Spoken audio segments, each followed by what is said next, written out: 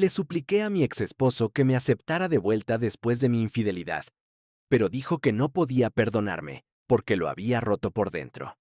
Escribo esto porque mi psicóloga me aconsejó que simplemente me desahogara, y por extraño que parezca, Internet me pareció un lugar adecuado para hacerlo. Así que, aquí está mi historia. Tengo 43 años, y hace 2 años engañé a mi esposo, que también tiene 43. Eso destruyó a nuestra familia, y me arrepiento cada día de mi vida. Empezamos a salir cuando teníamos 20 años. No fuimos los primeros el uno para el otro, pero durante 23 años pensé que éramos felices. Claro, él tenía momentos en los que perdía la paciencia, pero siempre fue una persona muy abierta. Podía aguantar mucho, pero cuando explotaba, decía todo lo que tenía en el alma. Yo lo entendía. Yo también hacía lo mismo. Podía decirle algo cruel en un momento de ira, pero él nunca me guardaba rencor. En cuanto a la intimidad, todo estaba bien, aunque claro, a él le hubiera gustado tener más frecuencia. Él tomaba la iniciativa casi todos los días, pero yo era una madre que se quedaba en casa con 4 hijos, 2 niñas y 2 niños, y estaba realmente agotada. Él expresaba su descontento cuando no teníamos cercanía, y eso me irritaba. Ahora, mirando hacia atrás, me doy cuenta de que podríamos haberlo hecho más a menudo. A pesar de eso, él siempre ayudaba en la casa. Trabajaba unas 55 horas a la semana, pero se aseguraba de que yo pudiera dormir hasta tarde los fines de semana. Y por la mañana me despertaba con la casa limpia y el desayuno listo. Los años pasaron. Nuestros 2 hijos mayores empezaron a ir a la universidad y sentí un vacío. Estaba aburrida. Me estaba volviendo loca por no tener nada que hacer. Mis 2 hijos menores todavía vivían con nosotros, pero ya estaban en la secundaria y prácticamente no me necesitaban. Mi esposo se dio cuenta y me sugirió que buscara un trabajo. Ahora, mirando hacia atrás, sé que debería haberme negado. Debería haber encontrado un pasatiempo o haber hecho algo diferente. Mi esposo tenía un poco de sobrepeso, pero era atractivo. Mi propio peso fluctuaba constantemente entre los 70 y 90 kilos, dependiendo del año.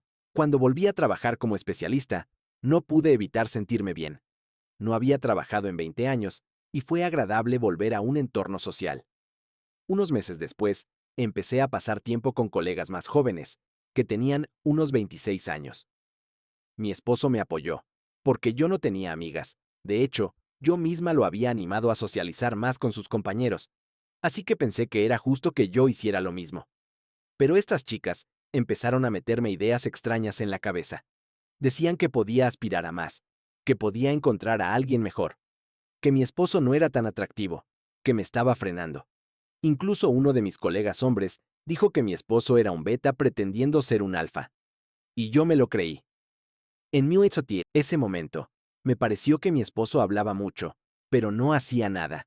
Sí, lo había visto discutir con gente que hablaba mal de él, y no tenía problemas en defenderse verbalmente, pero nunca lo vi llegar a los golpes. No sé de dónde salieron esos pensamientos. Yo lo amaba, lo respetaba, y él me respetaba a mí. Todos nuestros amigos me decían la suerte que tenía de tenerlo, y yo realmente me sentía afortunada, pero de alguna manera, estas personas se metieron en mi cabeza, y empecé a dudar de mi amor por él. Cada vez que hablaba con mis colegas, me empujaban más y más hacia la infidelidad. Al final, empecé a coquetear con ese mismo colega que llamó a mi esposo un beta. Tenía mi misma edad. Era guapo, estaba en forma, y después de unas semanas, una cosa llevó a la otra. Él dio el primer paso, y yo simplemente cedí. Tuvimos intimidad en cada oportunidad que se presentaba. Me sentía joven, deseada, y mientras tanto, trataba a mi esposo de forma horrible. Rechazaba sus intentos de cercanía, me burlaba de su peso, e incluso intenté convencerlo de que estaba loco cuando empezó a sospechar algo.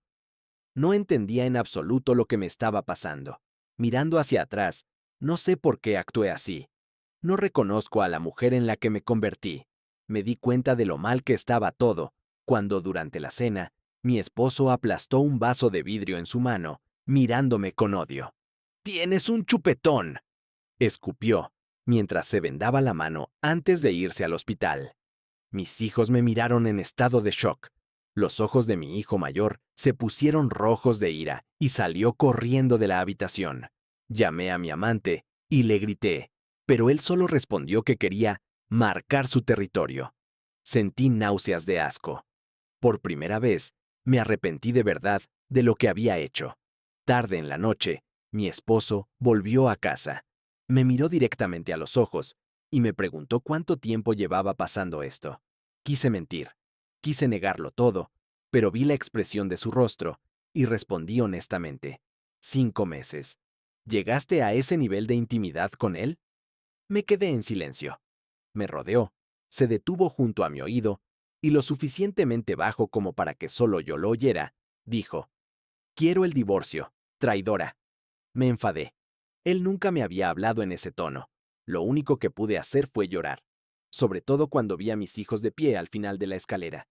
Me miraban con tanta furia, y me enfadé con mi esposo por haberlo dicho delante de los niños. Debería haberme enfadado conmigo misma. Debería haber sentido asco de mí misma.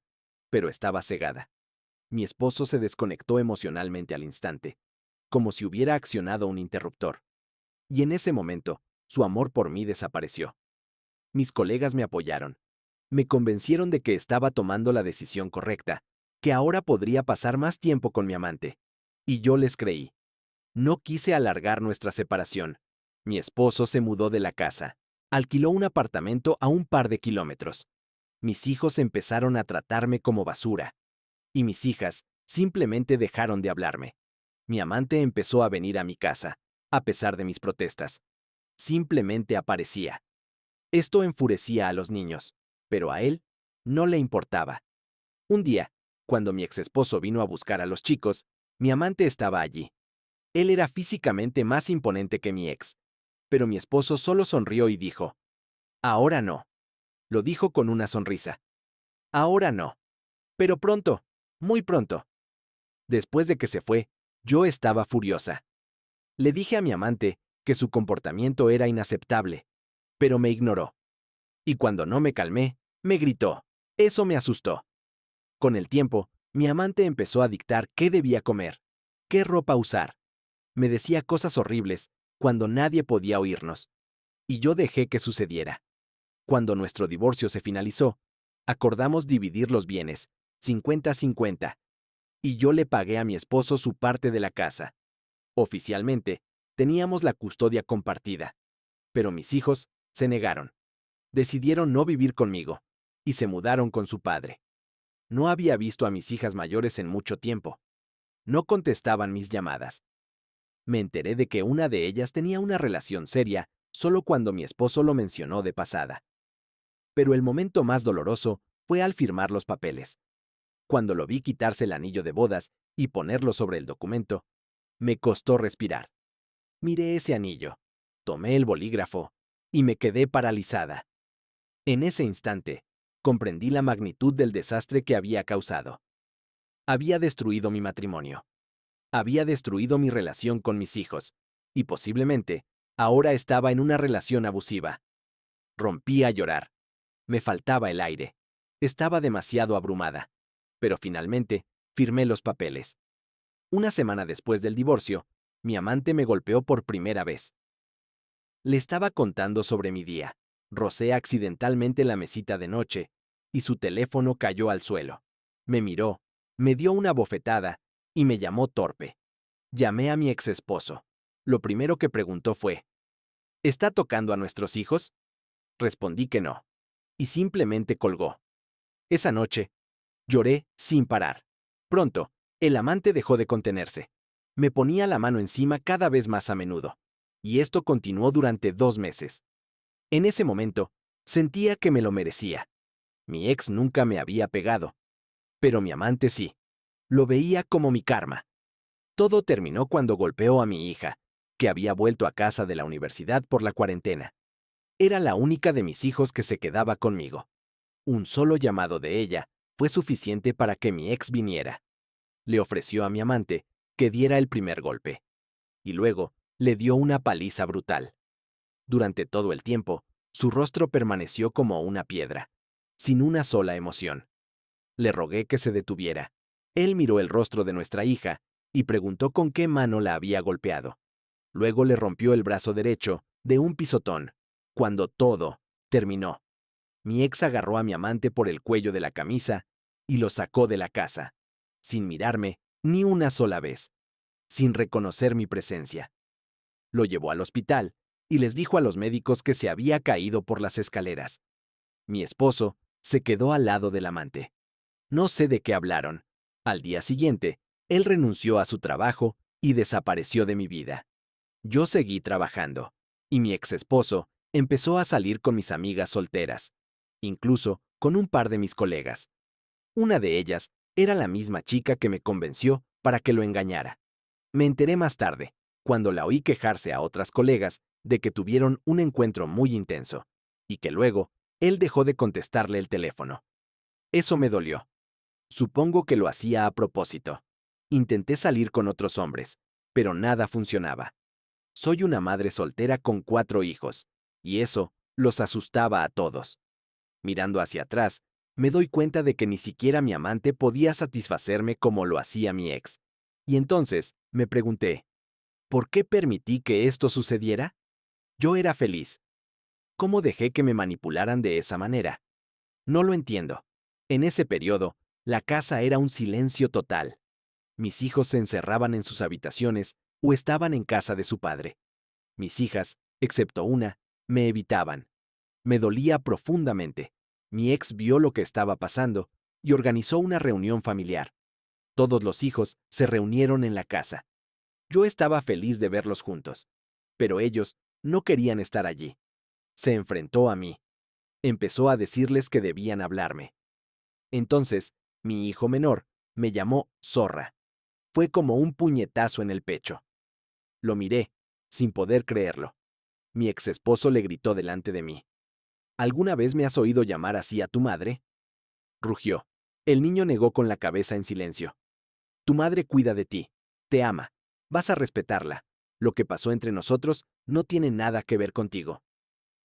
Miró a todos los niños, y esa mirada significó más que cualquier palabra. Todos ustedes van a empezar a respetar a su madre. ¿He sido claro? Después de eso, mi relación con los hijos empezó a mejorar. En el segundo aniversario de nuestro divorcio, nos tratábamos de forma bastante civilizada. Reíamos, hablábamos. Él venía a menudo a mi casa, a veces para arreglar algo, otras para hablar de los niños. Por un momento, sentí que mi esposo estaba de nuevo a mi lado. Un día, intenté acercarme a él, pero me apartó y se fue en silencio. Un mes después, empezó a salir con la maestra de nuestro hijo menor. Es 9 años más joven que él. Tienen muchos intereses en común. Es increíblemente hermosa. Intenté ser amable mientras salían, pero verlo mirarla, tocarla, reír con ella. Ella se convirtió en el centro de su atención. Y entonces comprendí por qué la gente nos envidiaba. Por qué todos decían que tenía suerte de tenerlo. Era su lealtad. ¿Por qué no la había notado antes? Sufrí una crisis nerviosa cuando me enteré de que estaban esperando un bebé y que se iban a casar. Cuando recuperé la conciencia, él estaba sentado a mi lado, apartándome el pelo de la cara. Simplemente rompí a llorar y empecé a suplicarle que me perdonara por haber arruinado su vida. Él no dijo nada sobre mi vida. No dijo nada. Simplemente me abrazó, permitiéndome desahogarme. Vino a verme todos los días, saliendo solo para ver a su prometida. Y ella misma venía a visitarme para asegurarse de que estaba bien. No merezco su compasión ni su amabilidad. Ella incluso me encontró una psicóloga, y ambos pagaron mi tratamiento. Mi psicóloga fue muy directa. Dijo que tuve una crisis de la mediana edad, y en lugar de hablar con mi esposo, permití que mujeres más jóvenes me manipularan. Entendió que querían destruir mi matrimonio porque estaban solas, y probablemente nunca se casarían, y vieron en mí una presa fácil. La miseria ama la compañía, y el hecho de que la líder de ellas terminara teniendo un encuentro con mi exesposo solo confirmaba sus palabras. Después de varios meses de terapia, viendo que todavía no podía manejar la situación, me sugirió que escribiera una publicación en Internet, que creara una cuenta anónima y volcara mi dolor.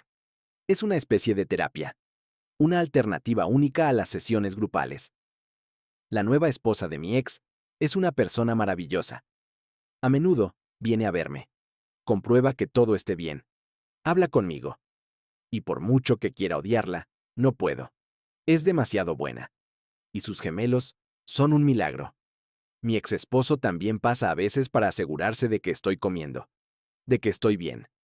Dice que, a pesar de todo, siempre seré la madre de sus hijos, y él siempre estará ahí, como un amigo. El sábado pasado, vino, me dejó dormir, limpió la casa y preparó el desayuno. Y volví a llorar. Lo extraño tanto. Extraño a mi esposo. Extraño a mi mejor amigo. Todavía no entiendo cómo fui tan fácilmente manipulada. Estoy tan sola. Mis hijos están cerca, pero ya no somos tan cercanos como antes. Pero están ahí. Sin embargo, la persona que más quiero a mi lado no está. Él tiene una nueva vida. Y es mi culpa. Algún día, yo también seguiré adelante. Pero ahora mismo, merezco esto. Merezco todo lo que me está pasando. Actualización. Quiero aclarar la situación. Quería hablar sobre lo que pasó mi exesposo. Creo que no es mi historia contar su dolor. Intenté enmendar las cosas innumerables veces, pero él no quería tener nada que ver conmigo. Todo se complicaba porque mi amante no me dejaba en paz, por mucho que lo intentara. Simplemente, no se iba. Me sentí atrapada durante nuestra aventura. Fue como un extraño aturdimiento. Es difícil de explicar. Como si me estuviera observando desde fuera. El día que todo salió a la luz, iba a terminar con la aventura para siempre. Pero él me dejó un chupetón. Recuerdo haberle suplicado a mi esposo que me diera otra oportunidad. Fue unos días después de que se enteró de la infidelidad.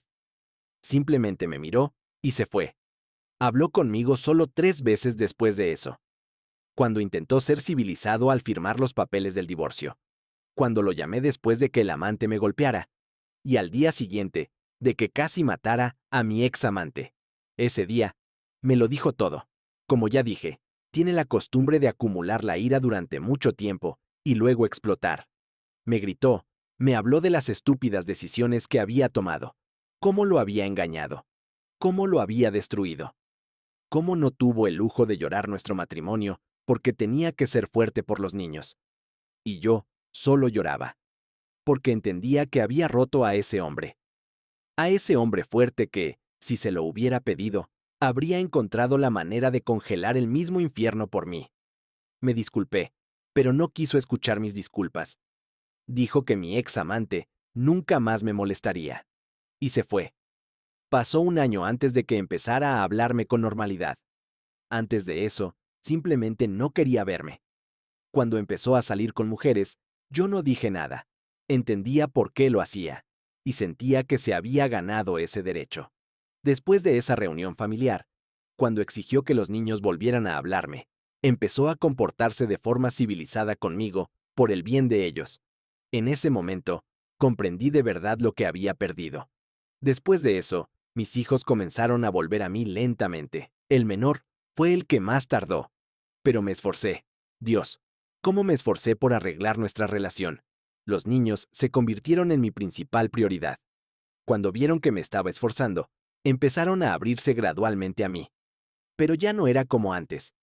En el segundo año después del divorcio, cuando veía a mis hijos reír en nuestra casa, a mi exesposo bromeando, cocinando en la parrilla con ellos, bailando con nuestras hijas, pensé que si me esforzaba aún más, si le demostraba lo mucho que me arrepentía, podría recuperarlo. Hice todo lo que pude. Sugerí terapia familiar. Usé la ropa que él solía comprarme. Su perfume favorito. Me peinaba como a él le gustaba. Pero simplemente me ignoraba. Por eso intenté besarlo ese día. Me pareció que había una conexión entre nosotros de nuevo. Pero me detuvo. Rompí a llorar. Le supliqué. Pero él solo me miraba en silencio. Dijo que no podía estar conmigo porque lo había roto, que nunca más me besaría porque mis labios habían tocado a otro hombre, que nunca más me abrazaría porque había dejado que otro me tocara, que nunca más se acostaría en la misma cama conmigo porque yo había dormido con otro. Intenté argumentar que él también había estado con otras mujeres después del divorcio, pero me interrumpió bruscamente. Eso fue después del divorcio. Tú me traicionaste cuando estábamos casados. Mi cuerpo y mi corazón te pertenecían, así como tu cuerpo y tu corazón debían pertenecerme. Y tú destruiste eso. He intentado mantener una relación amistosa con él, pero es difícil. Estuve casada con este hombre más de 20 años y destruí nuestro matrimonio en 7 meses. ¿Para qué? ¿Por una crisis de la mediana edad? ¿Por el deseo desesperado de tener amigas? ¿Por el afán de sentirme integrada entre los jóvenes? Mirando hacia atrás, no reconozco a la mujer en la que me convertí. Todo lo que hice fue tan ajeno a mí. Mi tercera hija lo entendió todo. Ella me apoyó, me ayudó. Ni siquiera sabía que estaba en casa ese día. Normalmente, mi ex amante me levantaba la mano cuando los niños no estaban, o en el coche, donde nadie podía vernos. Siempre tenía miedo cuando se iban, pero le permitía tratarme así porque creía que me lo merecía. Esa noche, por primera vez en mucho tiempo, decidí defenderme. Le dije que se fuera. No le gustó nada. Cuando me golpeó y me empujó contra la pared, mi hija apareció de la nada y saltó sobre su espalda. Él la apartó de un empujón y la golpeó. Llena de rabia, lo golpeé y corrí con mi hija al garaje. Él empezó a golpear la puerta. Mi hija llamó a su padre. Cuando mi exesposo llegó, simplemente derribó la puerta del garaje. Apenas pude detenerlo. De lo contrario, lo habría matado. Su nueva esposa es una verdadera bendición para él. Le ha dado la oportunidad de volver a amar, de ser él mismo. Yo no quería ser parte de su nueva vida, pero fue iniciativa de ella. Ella también había sobrevivido a una relación de abuso antes de conocer a mi exesposo. No quería enemistad, pero dejó claro desde el principio que si me pasaba de la raya, sabría cómo defenderse. Mis hijos la adoran. Después de todo, fue su profesora de literatura. Tengo momentos en los que la culpa simplemente me paraliza. Sí, todavía trabajo en la misma empresa. Al final, me convertí en gerente. Despedí a aquellas mujeres. Conocía todos sus sucios secretos. Así que no fue difícil. Simplemente extraño mi vida pasada. Eso es todo. Bueno, antes de pasar a la siguiente historia, asegúrense de dejar su opinión sobre esta en los comentarios. Lo que más me impactó de esta historia es que esos colegas del trabajo le decían a la autora que su esposo era un beta, mientras que el otro tipo era supuestamente un alfa. O al menos, eso decía él de sí mismo. ¿Y cuál fue el resultado? Un alfa no es solo un alfa con los hombres, sino también en su relación con las mujeres. Un alfa que se permite golpear a una mujer, pero cuando se encontró cara a cara con el exesposo de la autora, resultó que no era ningún alfa. Y qué bueno que la historia terminó así. En definitiva, el exesposo recibió lo que realmente se merece. Y ahora, la segunda historia. Ella me rompió, así que destruí toda su vida. Todo comenzó hace unos 8 años. Estaba felizmente comprometido con una chica que conocía desde hacía unos 7 años, aunque solo llevábamos saliendo un año. Llamémosla Sofía. Todo era perfecto. Tenía el anillo de sus sueños. Teníamos una buena casa. Ambos, trabajos estables, y los preparativos de la boda iban de maravilla. Unos 3 meses antes de la boda, nos enteramos de que estábamos esperando un bebé. Nunca antes había sentido tanta felicidad. Los preparativos seguían su curso, y solo faltaban 25 días para el gran día. Un día, al volver del trabajo, descubro que Sofía no está en casa. La llamo para saber si se ha retrasado en el trabajo y cuándo volverá. Pero Sofía no estaba en el trabajo. Se había ido a casa de su abuela, en otro estado. Sofía me informó tranquilamente que ya no quería casarse conmigo y que no volvería a casa. Shock total y absoluto. ¿Qué demonios estaba pasando? Intento volver a llamar, pero su teléfono está apagado. Llamo a su abuela y nadie contesta. ¿Y la boda? ¿Y el bebé? ¿Y ahora qué iba a pasar? No hay respuestas. 4 días de silencio absoluto. 4 días en los que no podía ni respirar sin saber qué había pasado. Al cuarto día, Sofía vino y empezó a empacar sus cosas. No me dijo ni una palabra, absolutamente nada. Se fue y me envió un correo electrónico diciendo que ya no podía estar conmigo, sin dar explicaciones. Llamo a su hermana, le pregunto qué demonios está pasando. La hermana responde que no tiene ni idea, pero me da el número de su madre. Es extraño, porque Sofía me había dicho que su madre había desaparecido de su vida hacía mucho tiempo, porque abusaba de sustancias y era una mala madre. Aún así, llamo a la madre. Me dice que tengo suerte de ser el tercero en caer en esa trampa. Sofía había eliminado a su madre de su vida para que no interfiriera en su juego de sacar dinero y recursos de los chicos. Sofía ya había estado embarazada 2 veces antes, y ambas veces tuvo abortos espontáneos. Le sacaba todo lo que podía a los chicos. Luego huía a casa de su abuela supercristiana, alegando maltrato para que la abuela la acogiera hasta que todo se calmara y pudiera volver a hacer la misma jugada. Pasan las semanas y sigo sin noticias de Sofía. Perdí 8 kilos y recibí una advertencia en el trabajo por mi baja productividad. Mi familia está furiosa, porque los parientes perdieron dinero en los viajes para la boda, y yo me muero de vergüenza. Perdí todos los depósitos de la boda, ya que la cancelación fue con menos de un mes de antelación. Estoy simplemente arruinado. Reviso nuestra cuenta bancaria conjunta. Un sobregiro de $1,500. Genial. Ahora no tengo con qué pagar la hipoteca. Poco a poco, empiezo a recuperarme, y la tristeza se convierte en rabia. Tenía tanta ira dentro de mí, que tuve que calmarla un poco. O de lo contrario, seguro que acabaría en la cárcel. 2 meses después de la ruptura, recibo un mensaje.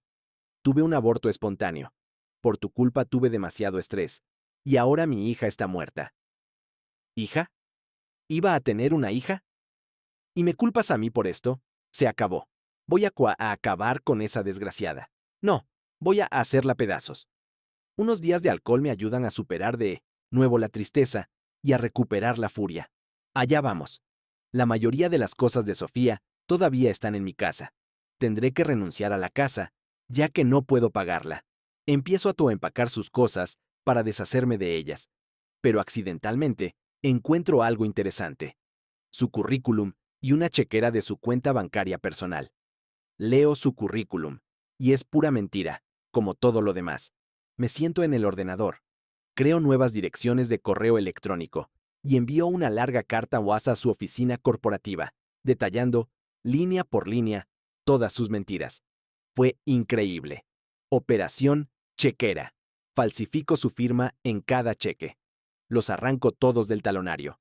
Conduzco media hora hasta el peor barrio de la ciudad y los dejo tirados en la acera de una gasolinera. Vuelvo a casa y tiro todas sus cosas. Pero me quedo con su portátil. Pasan 2 semanas. Sofía llama. No contesto. En el mensaje de voz, dice que la han recortado. Sé que no es verdad y que en realidad la despidieron, y se siente increíblemente bien. Pasan otras 2 semanas y empiezan a llegar cartas de la Fiscalía del Distrito sobre un programa de restitución por cheques sin fondos, y también la renovación del registro de su coche. Lo tiro todo. Ya que estoy, tramito un cambio de su dirección a un refugio temporal para personas sin hogar. Excelente. A través de un amigo en común, me entero de que como Sofía ahora no tiene trabajo, vive con amigos y depende económicamente de su abuela, supercristiana.